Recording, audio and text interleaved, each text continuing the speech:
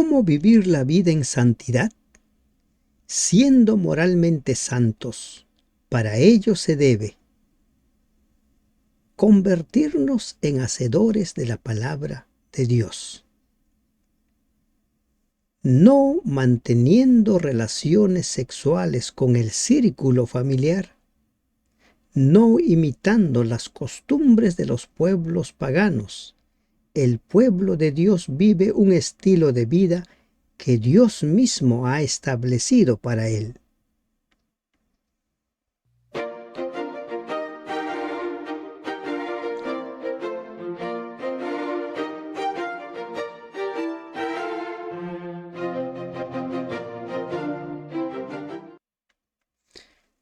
Perlas del libro de Levítico.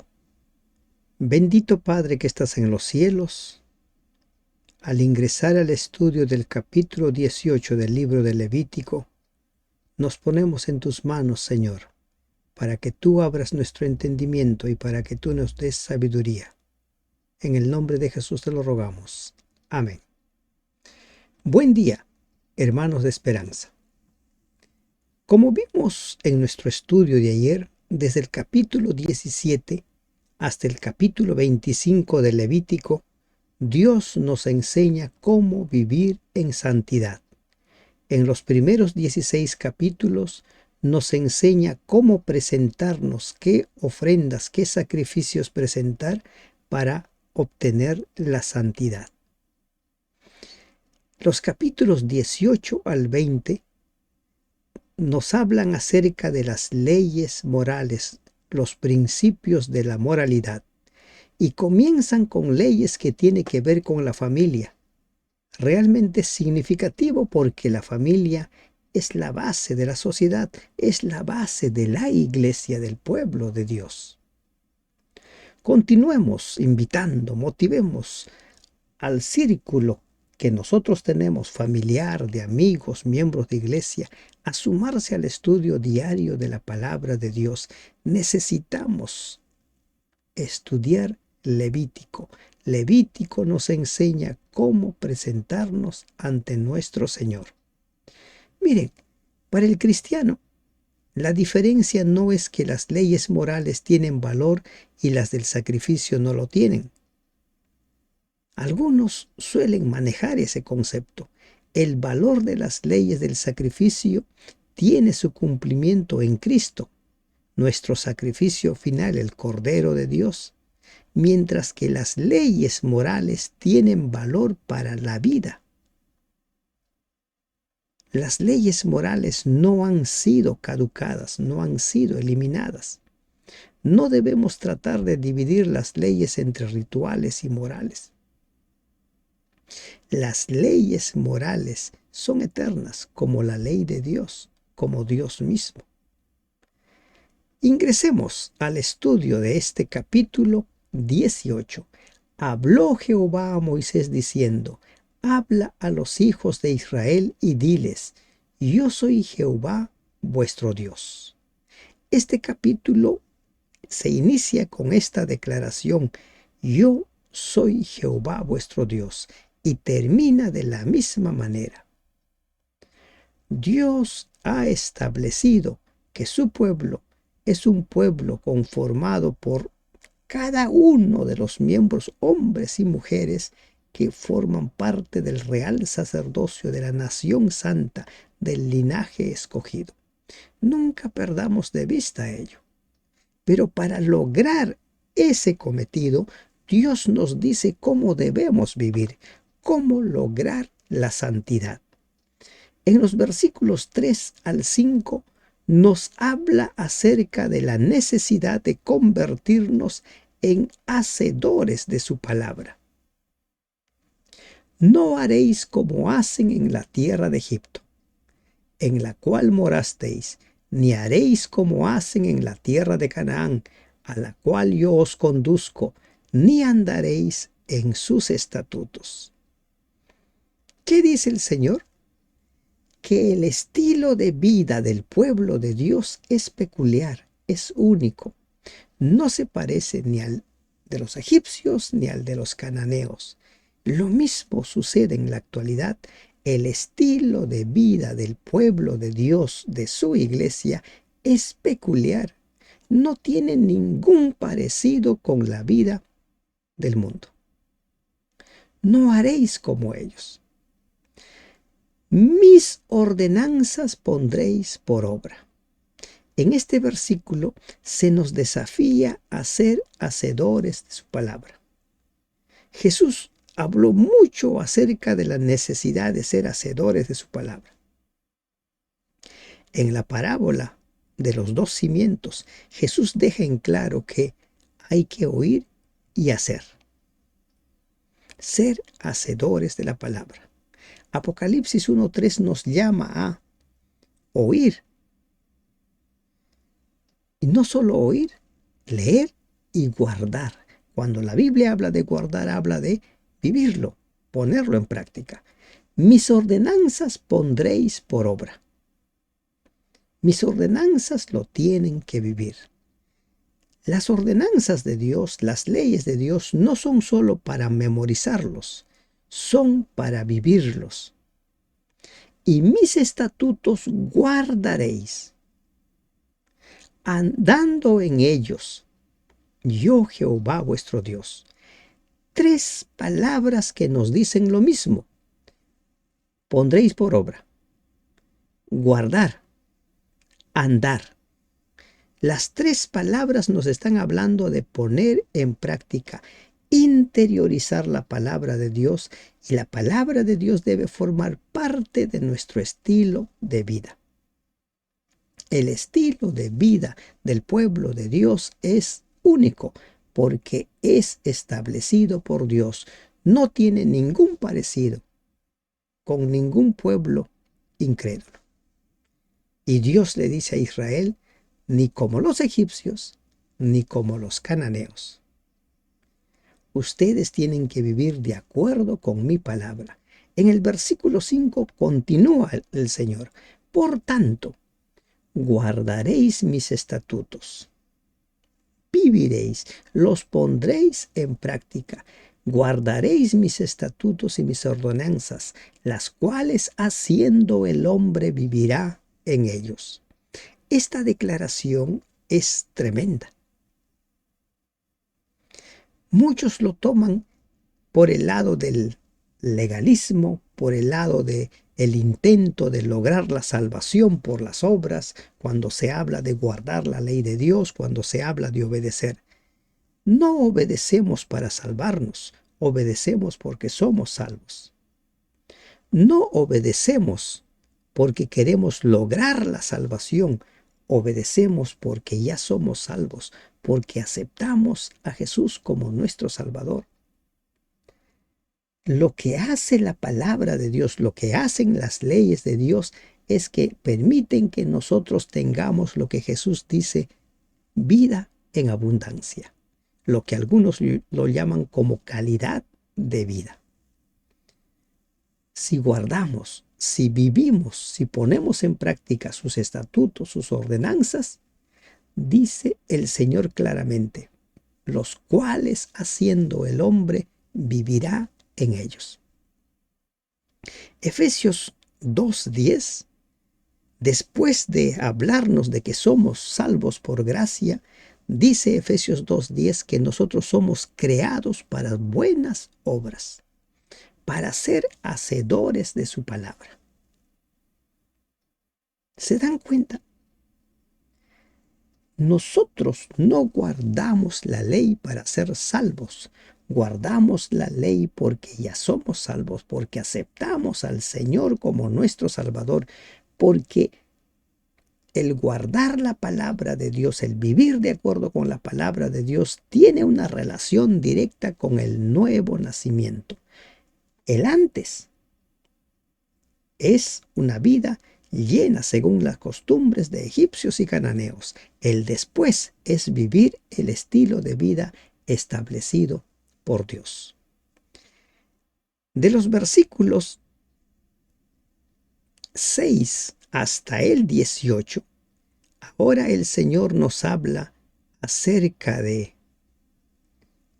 cómo debemos conducirnos, cómo debemos relacionarnos con la familia. Y aquí el Señor es claro y tajante. Ningún varón se llegue a parienta próxima alguna para descubrir su desnudez, yo Jehová. En el libro o en la versión Reina Valera se utiliza la frase descubrir su desnudez. Cuando habla de descubrir su desnudez, lo que está hablando es de las relaciones íntimas, las relaciones sexuales. Por ejemplo, en la Nueva Traducción Viviente, este mismo versículo dice: nunca deberán tener relaciones sexuales con un pariente cercano, porque yo soy el Señor. Y en los versículos siguientes, Dios nos deja en claro quiénes son los parientes cercanos, quién es el pariente próximo, para que no quede ninguna duda. El capítulo desarrolla leyes sobre la vida moral, leyes que podemos nosotros irlos dividiendo hasta en 5 grupos. Los versículos hasta el 17, por ejemplo, nos hablan acerca de no mantener relaciones sexuales con el círculo muy próximo. Veamos a quiénes se refiere específicamente. La desnudez de tu padre o la desnudez de tu madre no descubrirás. Tu madre es, no descubrirás su desnudez. La desnudez. ¿Qué es lo que está diciendo? No deshonres a tu padre teniendo relaciones sexuales con tu madre. Ella es tu madre. No deberás tener relaciones sexuales con ella, dice la Nueva Traducción Viviente. Aquí estamos hablando de actos incestuosos. Que hay lugares donde se vivía esto, en el pasado hubo. En el presente, lamentablemente, también las hay. En el tiempo del apóstol Pablo, en Corinto, se dio una situación en la cual la iglesia permitió que se diera una relación incestuosa de un hijo con la esposa del padre. Y Pablo dice: ni aun los paganos cometen semejante pecado. Lamentablemente, a veces dentro del pueblo de Dios se dan estas relaciones, y por eso Dios desde el principio, antes de que Israel ingrese a Canaán, establece cómo debe vivir, cuál es el estilo de vida.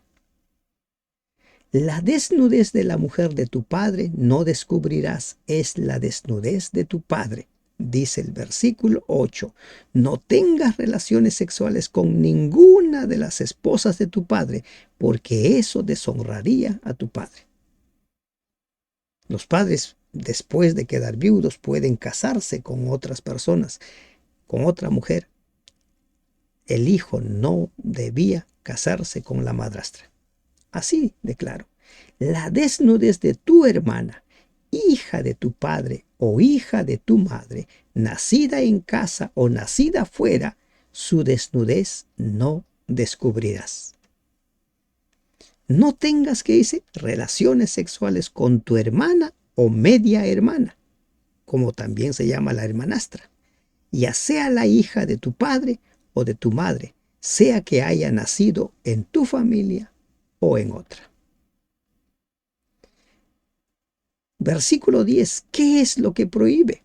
La desnudez de la hija de tu hijo o de la hija de tu hija. Su desnudez no descubrirás, porque es la desnudez tuya. ¿A quién se está refiriendo? A las relaciones incestuosas con la nieta. No debe producirse las relaciones incestuosas con la nieta. La desnudez de la hija de la mujer de tu padre, engendrada de tu padre, tu hermana es, su desnudez no descubrirás.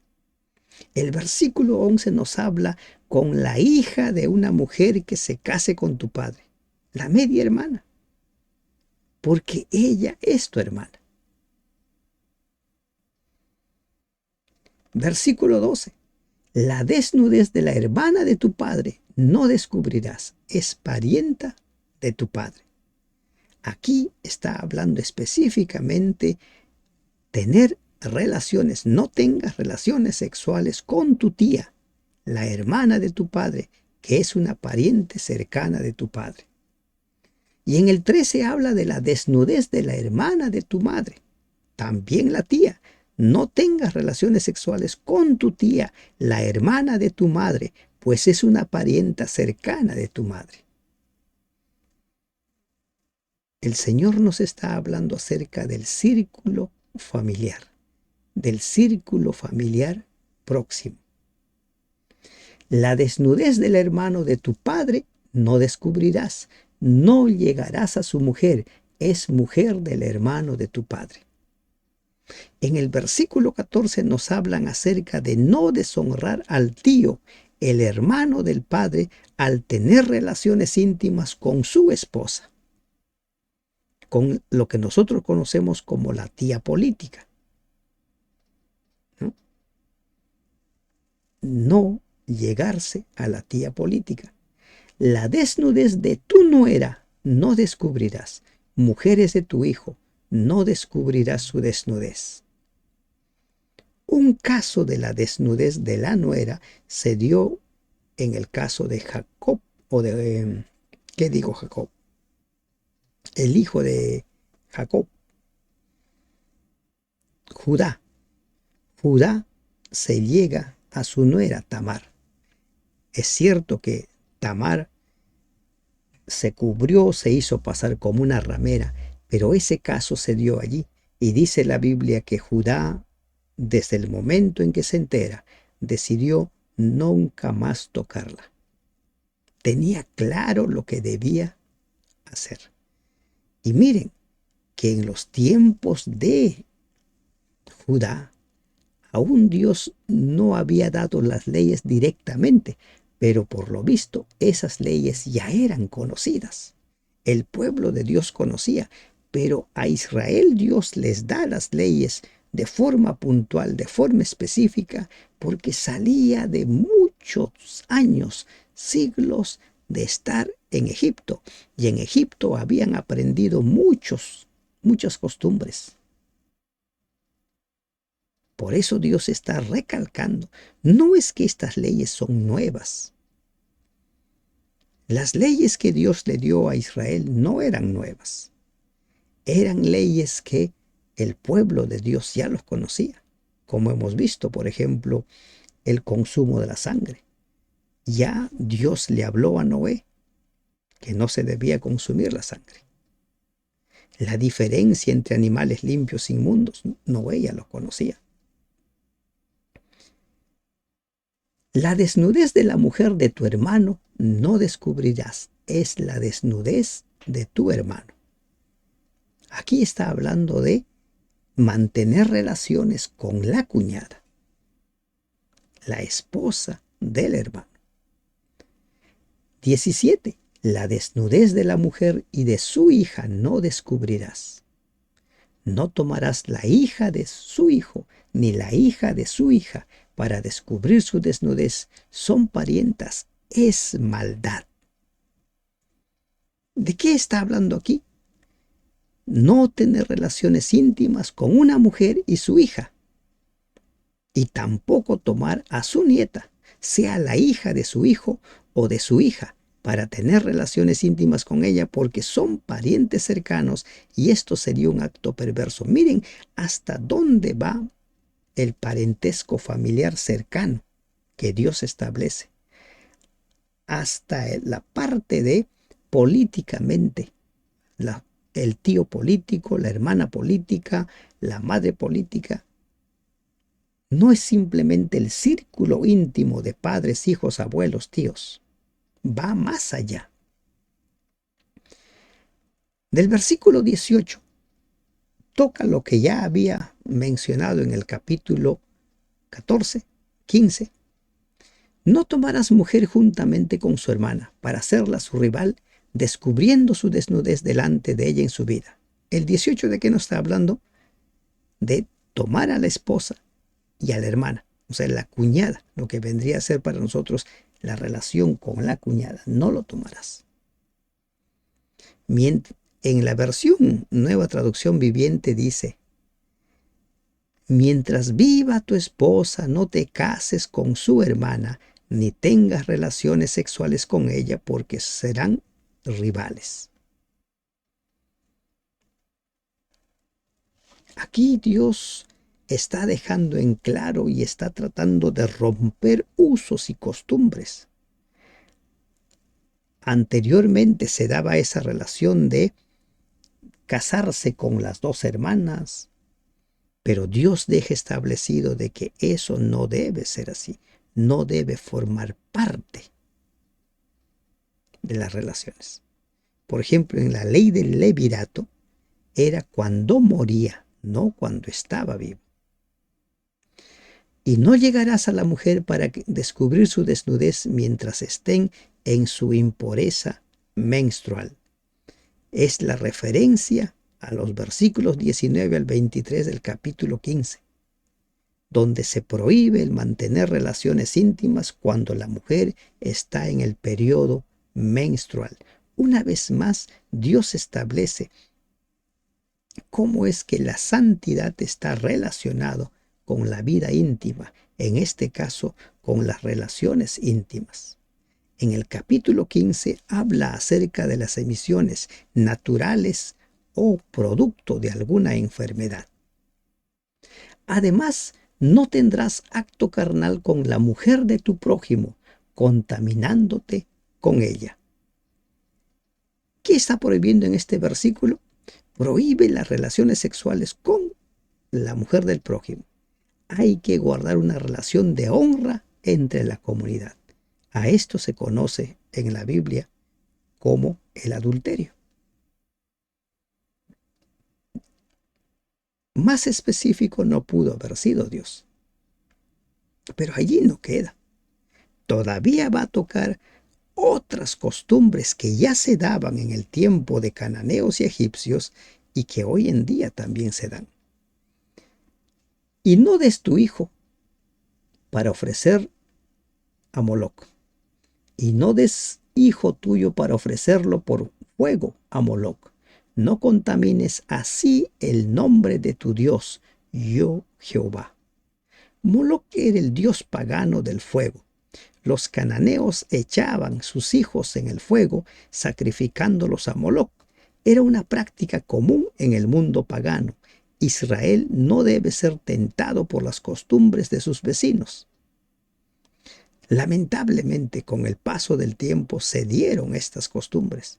Por ejemplo, Acaz, el rey de Judá, pasó su hijo por el fuego de Moloc, según 2 de Crónicas 28:3. Lo mismo hizo después el nieto, Manasés.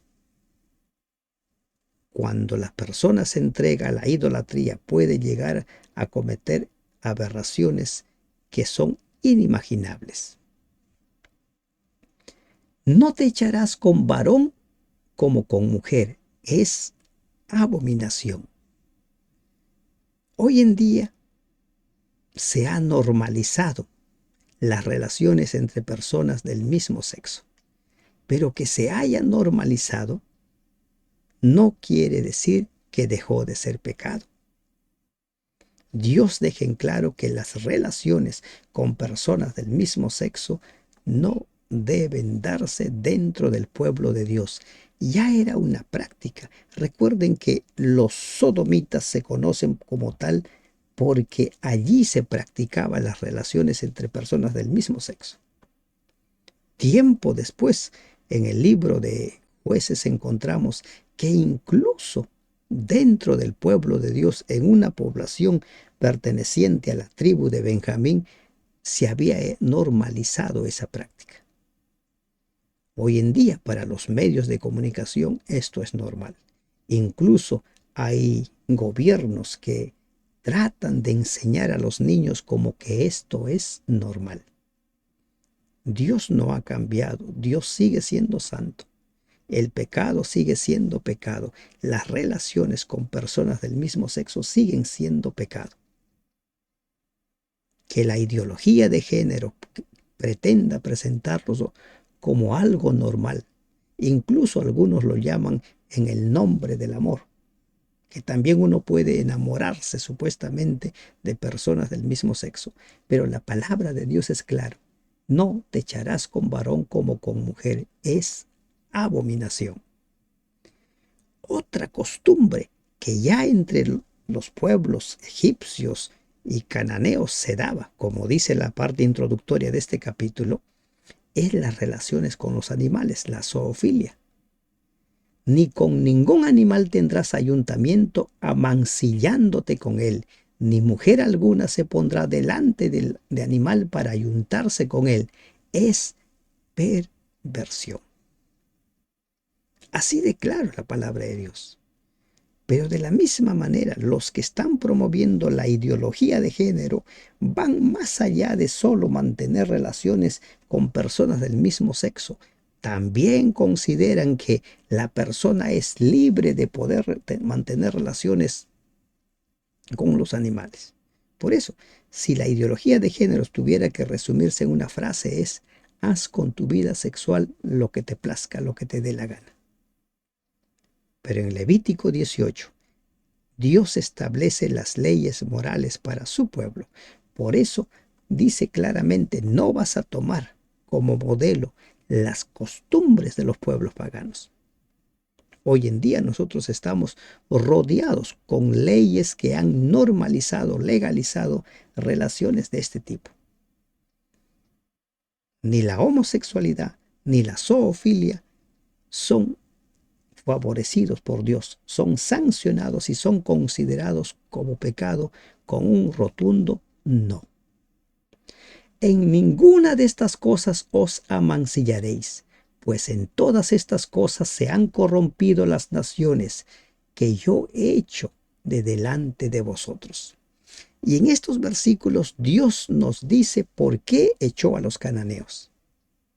Cuando Dios le anunció a Abraham que en la cuarta generación se cumpliría el tiempo de gracia para esos pueblos, entonces serían echados, Dios dice: por esos pecados que cometieron es que ellos fueron echados. Pues en todas estas cosas se han corrompido las naciones que yo he hecho delante de vosotros. Y Dios advierte a su pueblo que no caiga en el mismo pecado, en la misma perversión. Y la tierra fue contaminada, y yo visité su maldad sobre ella, y la tierra vomitó sus moradores. El versículo 25 es fuerte. ¿Qué le dijo Dios a Abraham? En la cuarta generación, allí se cumplirá.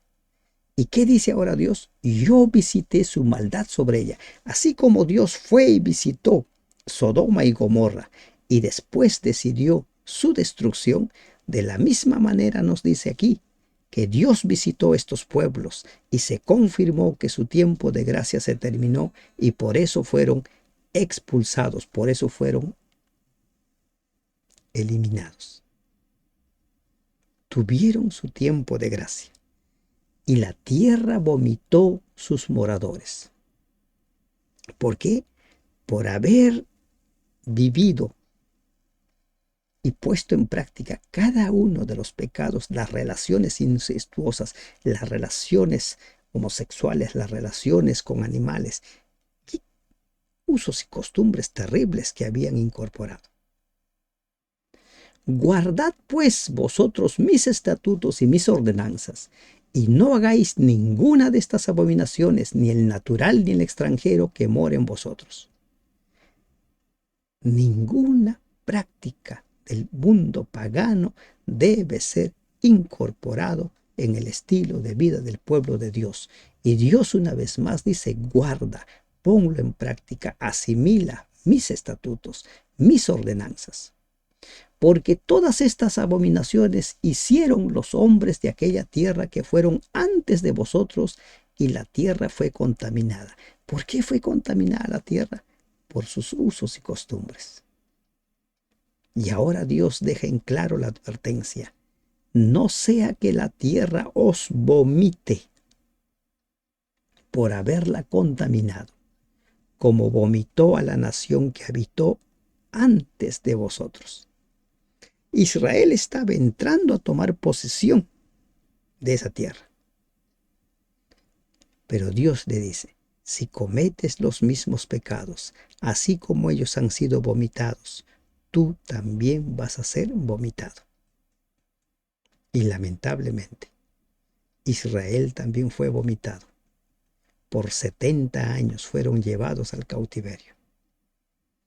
Israel podría permanecer en la tierra prometida solamente si respetaba el pacto. Si lo violaba, perdía el derecho de permanecer en Canaán. Serían arrancados de sobre la tierra y esparcidos, como se anuncia en Deuteronomio 28, 63 y 64. Con el símbolo de una viña, Isaías representa a Israel plantado en una ladera fértil. Pero cuando la viña produjo uvas silvestres, Dios se propuso dejar desierta la tierra.